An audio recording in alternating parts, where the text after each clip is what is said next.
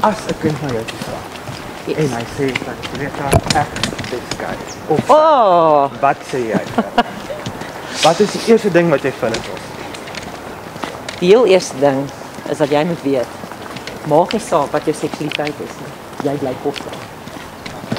En daarvoor kan gelukkig baie kinders getuig, want baie sulke kinders het hom gekom. So dis nie meer hartseer om gay te wees. Hannes, ek dink daardie vraag sal ons voor die menseregte kommissie hanteer. Dis dit alright? Okay. Want daai is ek definitief uit konteks uit aangehaal. Okay. Maar so ek gaan nie nou daar kom ons daaroor nie. Maar ek het nog altyd vir daai kinders gesê, jy's kosbaar. En ek wil jou vra, gaan kyk op my Facebook page. Nou jy gaan nog al baie kommentaar werk. Maar ek dink dis 'n post wat ek gister gepost het. Gister of eergister. Het daar 'n seun onder andere daar gesê. Ek was 10 jaar terug op Tannie Greta se kamp. Ek was by baie beraders. In sy woorde, jy kan dit gaan lees.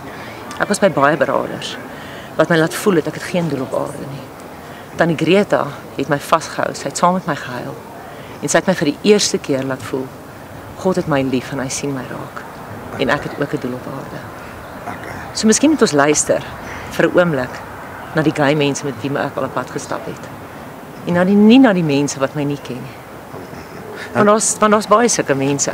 En een laaste vraag. Yes. Waar het jy jou nagraadse kwalifikasies gekry soos jy gesê het op By die Universiteit van Pretoria.